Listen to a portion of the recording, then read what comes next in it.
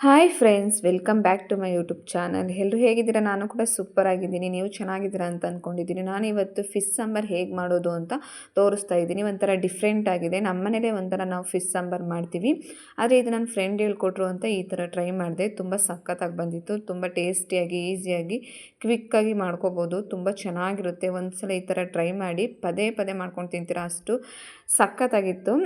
Friend ಹೇಳ್ಕೊಟ್ರು, ತುಂಬ ಚೆನ್ನಾಗಿತ್ತು. ಹೇಗೆ ಮಾಡೋದು, ಏನೇನು ಬೇಕು ಅಂತ ತೋರಿಸ್ತೀನಿ. ಯಾರು ಕೂಡ ವೀಡಿಯೋನ ಸ್ಕಿಪ್ ಮಾಡಬೇಡಿ, ಪೂರ್ತಿ ನೋಡಿ ಅಂತ ಹೇಳ್ತಾ ಈ ವಿಡಿಯೋನ ಸ್ಟಾರ್ಟ್ ಮಾಡ್ತಾಯಿದ್ದೀನಿ. ಈ ಕಡೆ 1 kg ಅಷ್ಟು ಮೀನಿದೆ. ಅದನ್ನು ಸ್ವಲ್ಪ ಉಪ್ಪು ಮತ್ತು ಅರಿಶಿನ ಹಾಕ್ಬಿಟ್ಟು ಕ್ಲೀನಾಗಿ ತೊಳ್ಕೊಳ್ತಾ ಇದ್ದೀನಿ. ಸ್ವಲ್ಪ ಅರಿಶಿನ ಜಾಸ್ತಿ ಆಗಿಬಿಟ್ಟಿದೆ, ನೀವು ಸ್ವಲ್ಪ ಕಡಿಮೆನೇ ಹಾಕೊಳ್ಳಿ. ಅದು ಪ್ಯಾಕೆಟು ಜಾಸ್ತಿ ಇದು ಓಪನ್ ಆಗಿತ್ತು, ಅದಕ್ಕೋಸ್ಕರ ಅರಿಶಿನ ಜಾಸ್ತಿ ಆಗಿಬಿಟ್ಟಿದೆ. ನೀವು ಸ್ವಲ್ಪ ಉಪ್ಪು ಮತ್ತು ಅರಿಶಿನ ಹಾಕ್ಕೊಂಡು ಕ್ಲೀನಾಗಿ ಅದನ್ನು ತೊಳ್ಕೊಂಡು ಸೈಡ್ಗೆ ಇಟ್ಕೊಳ್ಳಿ. ಈ ಕಡೆ ಸ್ವಲ್ಪ ಹುಣಸೆಹಣ್ಣು ನೆನೆ ಹಾಕಿ ಇಟ್ಟಿದ್ದೀನಿ. ಹುಣಸೆಹಣ್ಣು ಜಾಸ್ತಿ ಹಾಕಿದಷ್ಟು ಮೀನು ಸಾಂಬಾರು ತುಂಬ ಚೆನ್ನಾಗಿರುತ್ತೆ. ನಾನು ಈ ಕಡೆ ಹುಣಸೆಹಣ್ಣು ನೆನೆ ಹಾಕ್ಬಿಟ್ಟು ಅದನ್ನು ಕ್ಲೀನಾಗಿ ಕಲಿಸ್ಕೊಳ್ತಾ ಇದ್ದೀನಿ.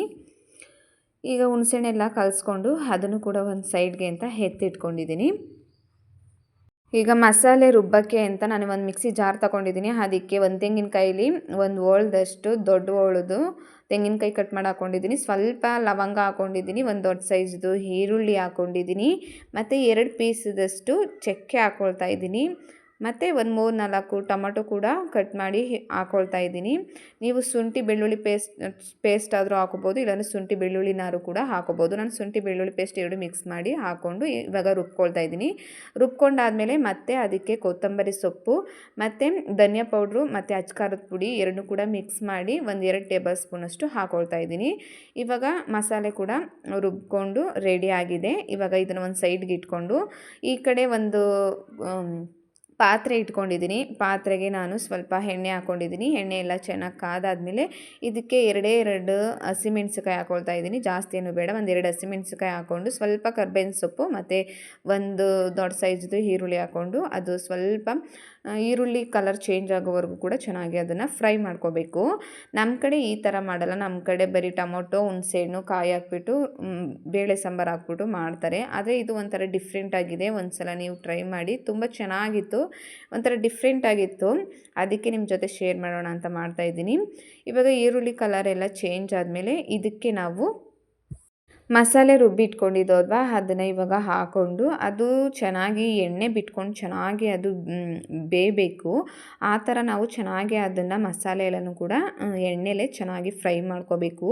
ನಾವು ಎಷ್ಟು ಚೆನ್ನಾಗಿ ಮಸಾಲೆನ ನಾವು ಫ್ರೈ ಮಾಡ್ಕೊಳ್ತೀವೋ ಅಷ್ಟು ಚೆನ್ನಾಗಿ ಮೀನು ಸಾಂಬಾರು ಕೂಡ ಚೆನ್ನಾಗಾಗುತ್ತೆ.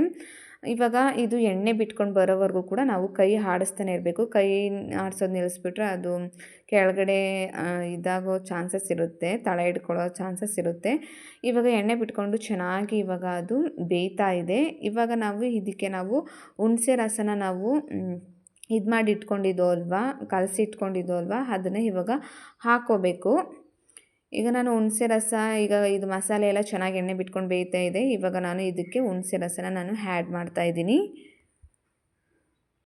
ಹುಣಸೆ ರಸ ಎಲ್ಲನೂ ಕೂಡ ಚೆನ್ನಾಗಿ ಮಿಕ್ಸ್ ಮಾಡಿಕೊಂಡು ಮತ್ತೆ ಅದು ಎಣ್ಣೆ ಬಿಟ್ಕೊಂಡು ಈ ಥರ ಬೇಯಬೇಕು. ಎಣ್ಣೆ ಎಲ್ಲ ಮೇಲ್ಗಡೆ ಈ ಥರ ಬರಬೇಕು.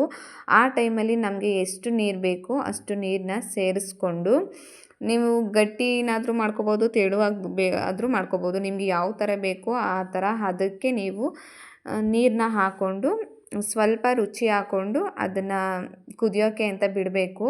ನಾವು ನಾವು ಮೀನು ತೊಳೆಗೂ ಕೂಡ ಸ್ವಲ್ಪ ರುಚಿ ಹಾಕ್ಕೊಂಡಿದ್ದು. ನಾನು ಈಗ ಒಂದು ಸ್ವಲ್ಪ ಹಾಕ್ಕೊಳ್ತಾ ಇದ್ದೀನಿ. ನಮಗೆ ಇಷ್ಟು ಗಟ್ಟಿ ಇದ್ದರೆ ಸಾಕು ಅಂತ ಅನ್ನಿಸ್ತು. ಅದಕ್ಕೆ ನಾನು ನೀರು ಹಾಕ್ಕೊಂಡು ರುಚಿಗೆ ತಕ್ಕಷ್ಟು ಉಪ್ಪು ಹಾಕ್ಕೊಂಡು ಅದನ್ನು ಕುದಿಯೋಕ್ಕೆ ಅಂತ ಬಿಡ್ತಾ ಇದ್ದೀನಿ. ಇವಾಗ ಚೆನ್ನಾಗಿ ಕುದೀತಾ ಇದೆ. ಚೆನ್ನಾಗಿ ಕುದಿಬೇಕು, ಅಲ್ಲಿವರೆಗೂ ಕೂಡ ಬಿಡಬೇಕು. ಇವಾಗ ಚೆನ್ನಾಗಿ ಕುದೀತಾ ಇದೆ ಮಸಾಲೆ ಎಲ್ಲ ಕ್ಲೀನಾಗಿ ಎಣ್ಣೆ ಬಿಟ್ಕೊಂಡು. ಈಗ ಈ ಟೈಮಲ್ಲಿ ನಾವು ಮೀನನ್ನ ಹಾಕೋಬೇಕಾಗುತ್ತೆ. ಮೀನನ್ನ ಹಾಕ್ಕೊಂಡು ಒಂದು 2 ಮಿನಿಟ್ಸ್ ಬೇಯಿಸ್ಕೊಂಡ್ರೆ ಸಾಕಾಗುತ್ತೆ. ಜಾಸ್ತಿ ಏನು ಬೇಯಿಸೋದು ಬೇಡ. ಜಾಸ್ತಿ ಬೇಯಿಸಿದ್ರೆ ಅದು ಮೀನೆಲ್ಲ ಕಲಸೋಗ್ಬಿಡುತ್ತೆ. ಅದಕ್ಕೋಸ್ಕರ ಕುದೀತಾ ಇರೋ ಟೈಮಲ್ಲಿ ಈ ಥರ ಒಂದೊಂದಾಗಿ ಮೀನೆಲ್ಲನೂ ಹಾಕ್ಕೊಂಡು ಒಂದು 2 ಮಿನಿಟ್ಸ್ ಬೇಯಿಸ್ಕೊಂಡ್ರೆ ಮೀನು ಸಾಂಬಾರು ಕೂಡ ರೆಡಿ ಆಗುತ್ತೆ. 2 ಮಿನಿಟ್ಸ್ ಬೇಯಿಸ್ಕೊಂಡಿದ್ದೀನಿ. ಈಗ ಸಾಂಬಾರು ಕೂಡ ರೆಡಿಯಾಗಿದೆ, ನೀವೇ ನೋಡ್ತಾ ಇರ್ಬೋದು. ಎಣ್ಣೆ ಎಲ್ಲ ಬಿಟ್ಕೊಂಡು ಚೆನ್ನಾಗಿ ಸಾಂಬಾರು ಕೂಡ ಬೆಂದಿದೆ, ಮೀನು ಕೂಡ ಬೆಂದಿದೆ.